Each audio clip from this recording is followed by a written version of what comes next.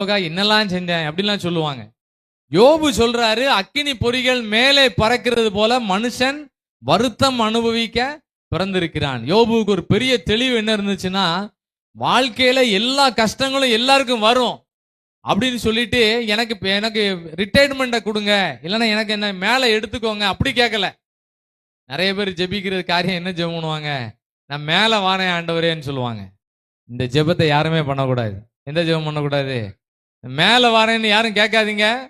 இந்த உலகத்துல நிறைய ப்ராஜெக்ட் நம்ம கொடுத்திருக்கிறாரு, நிறைய வசதி வாய்ப்புகளை கொடுத்திருக்கிறாரு, நிறைய ப்ராஜெக்ட் கொடுத்திருக்கிறாரு. அதை சப்மிட் பண்ணி ஆண்டவர் வெரி குட்னு சொல்லணும். அதுக்கு பிறகுதான் என்ன மேல மேல போறதை பத்தி கர்த்தர் யோசிப்பாரு.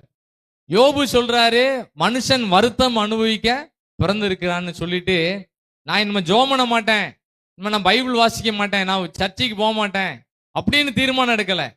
அவர் என்ன சொல்றாராம் பாருங்க, அடுத்த வசனத்துல 8வது வசனம் வாசிங்கலாம் சேர்ந்து. ஆனாலும் நான் தேவனை நாடி என் நியாயத்தை அவரிடத்தில், அவர் சொல்றாரு, எனக்கு பல கஷ்டங்கள் இருக்கு. இந்த ஜெப முகாம்ல இருக்க யாருக்கு தான் கஷ்டம் இருக்கு? எல்லாருக்கும் கஷ்டம் இருக்கு. எல்லாருக்கும் பல கஷ்டங்கள் இருக்கு. இப்ப அதை யோசித்தோம்னா தூக்கமே வராது, அவ்வளவு கஷ்டங்கள்லாம் இருக்கு. என்ன செய்ய போறோம், அடுத்து என்ன நடக்க போகுது, என்ன எப்படிலாம் நம்ம இருக்க போறோம், அடுத்த வருஷம் எப்படி இருக்க போறோம், அடுத்த மாசம், ஒவ்வொரு கேள்வி நிறைய இருக்கு.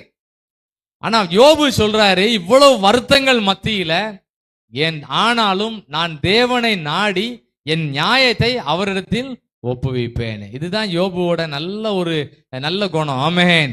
உங்க குணம், வீட்டுல என்ன துக்கங்கள் இருந்தாலும் அதை எப்படி கன்வெர்ட் பண்ணணும்னா ஜெபமா கன்வெர்ட் பண்ணணும்.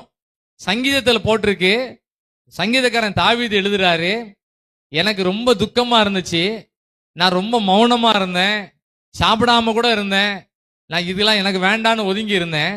ஆனா என் துக்கம் அதிகரிச்சுட்டு அதே நேரம் நான் வேத வசனத்தை வாசிக்கும் போது என் இருதயத்துல அக்கினி மூண்டது, அதனால என் நாவினால் விண்ணப்பம் செய்தேன்னு சொல்லுவாரு.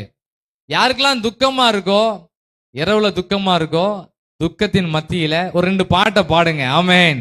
உங்கள் துக்கம் சந்தோஷமாக மாறும். பாடலாமா?